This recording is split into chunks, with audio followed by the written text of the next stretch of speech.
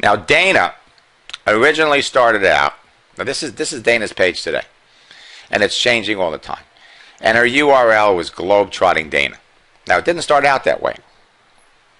Didn't start out that way. Dana has achieved a lot of success in her company, and because she has, all, as I might say, as a result of the systems that you're learning, that she's added her own personality to her page, but this was her original page. Her original URL was Slumber Parties by Dana. And so you know when people start to connect with you by the URLs they use. A lot of people throw the URL of their company on the page. And so she wrote to me after she took one of our boot camps. So I wanted to write to you to tell you how much I'm enjoying boot camp. Now, boot camp, of course, is when we work together live. There's some people that need that live interaction, even though those videos are there. First of all, I never used MySpace in my life. I created a page, and then you and Debbie decided it had a bad URL, so I recreated it. I lost probably 80 friends, but I figured I'd get new ones. I signed up for boot camp in the beginning of April, and I'm already up to 433 friends on my new URL. In 1 month, this girl made 433 friends.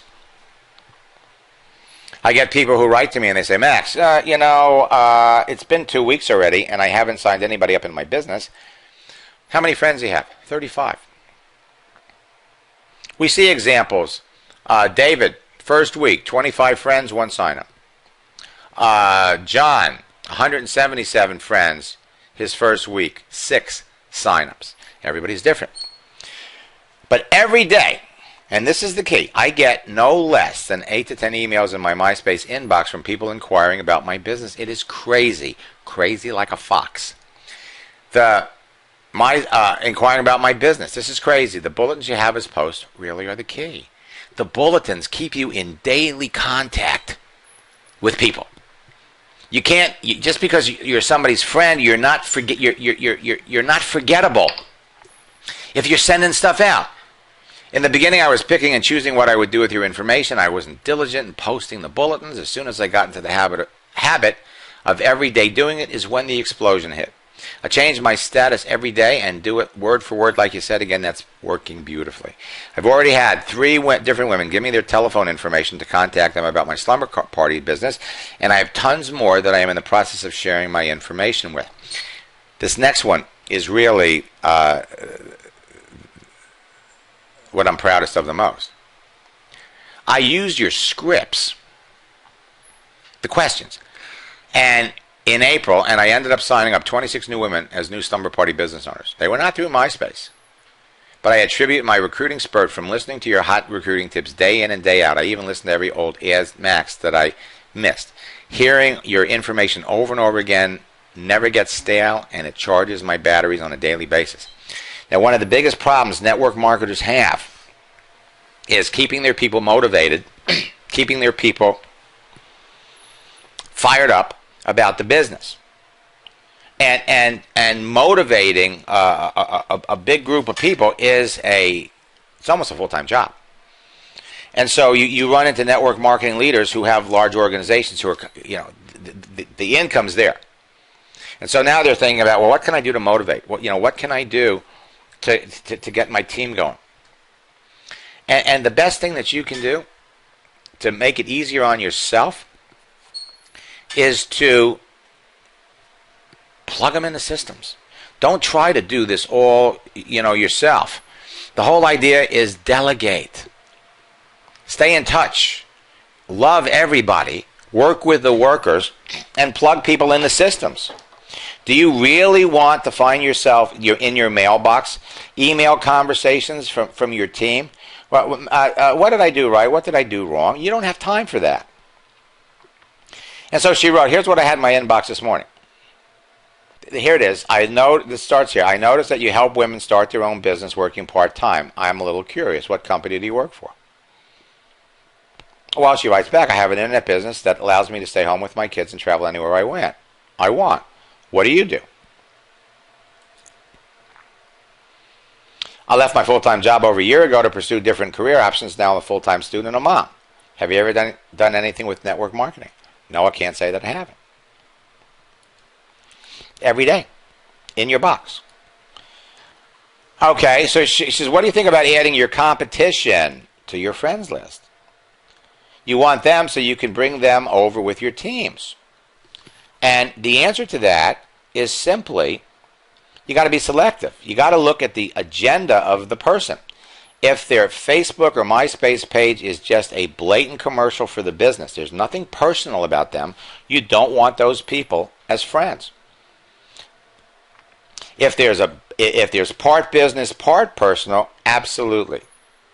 And now we're even saying if they're part business or part personal, and even if they're promoting systems, what you do with those folks is you don't accept them as friends. You communicate with them until you discover which category they're in. But it bit me as this girl was slowly picking off my friends. They don't know how to search for people. They don't know how to qualify and sort. So what they do is they join groups, they hook up with other like-minded people, and once you establish a friendship or a relationship with that person, their friends are up for grabs. And she says, I saw her comments on their page. She's trying to recruit them. Now, the good news is that kind of stuff doesn't work.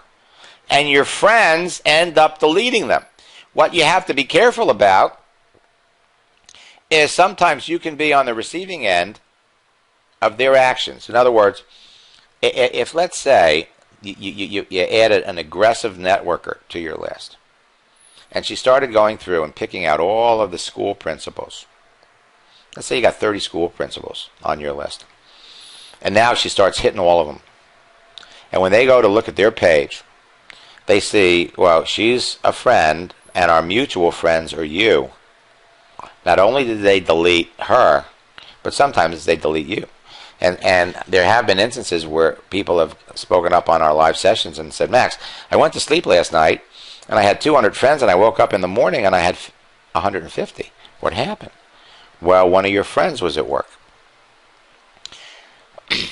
Her page is the classic example of what you tell us not to do, a blatant ad.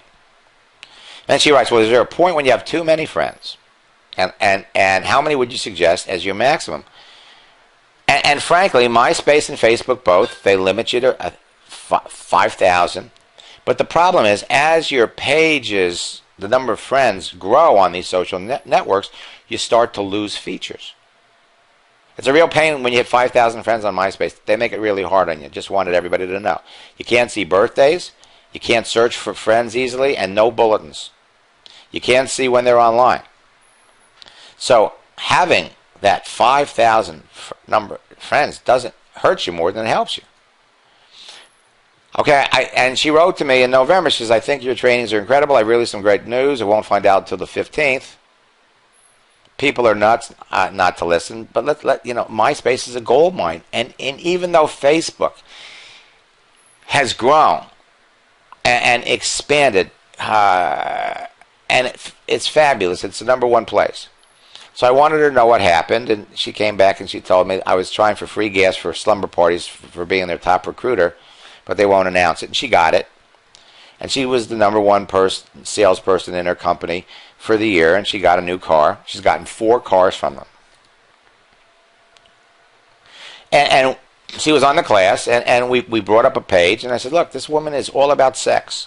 She's looking to meet a man. Doesn't mean she wouldn't be a candidate for your business, but you got to understand the agenda.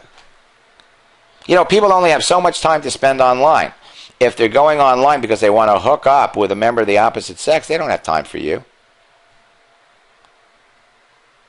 So, and she says, you know, all day long people are talking to me about my business. And she just reminded me that this past April, she won a trip for 4 for being the top recruiter. She signed up 16 people that month. Now, the interesting thing about, well, we'll see it a little further down here. She started, I wanted to get her, if you don't end up recruiting someone, you may gain a valuable customer. We all have products to sell, and half the time they're not right for the business. They can end up being a great customer if you've established a relationship. Okay, so now she comes back to me. I tried to set up, oh, here she comes. I got a call from corporate, top recruiter for November. Free gas for a year. Now, the car she won last year was a Hummer. So that I had no recruits in mid-November either, so I only had half a month to pull it off. And so here you have, in a nutshell, a woman, follow everything to a T. It's all about the other person. It's all about the other person. Now, her success in her company, one of the reasons she's not only the #1 recruiter, but she's got the fastest growing business, is because when she brings people into the business, if they're just customers, they use the products. If they decide they want to build a business, she plugs them in to my trainings. This is a party business, a home party business. So the basic concept is you go and you meet people and connect with people in your area. Well, on MySpace, you could search for people within 50 or 100 miles. The beautiful thing about the way the process works is Dana is traveling everywhere. And wherever she goes on her Facebook page, she's always announcing, I'm going here, I'm going there. And she always puts down exotic locations. Her life is a dream life. If you follow her